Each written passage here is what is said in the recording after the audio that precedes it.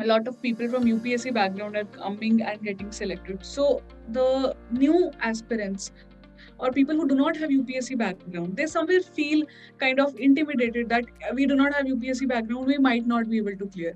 So is that so? Do you think that only people with UPSC background can clear this examination? Uh, I can testify this that we have a group of people who are selected, and uh, I don't see that there is an overwhelming majority of people with UPSC background in it. There are bankers, mostly there are bankers. There are people who are serving in SEBI. There are people who are serving in insurance companies. But UPSC per se, it does help. It did help me.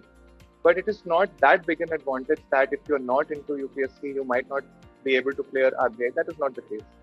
It still has components for which you really have to detach, like I did. I detached myself from UPSC preparation for 2-3 months. And if I would not have done it, I would not have been able to clear this exam.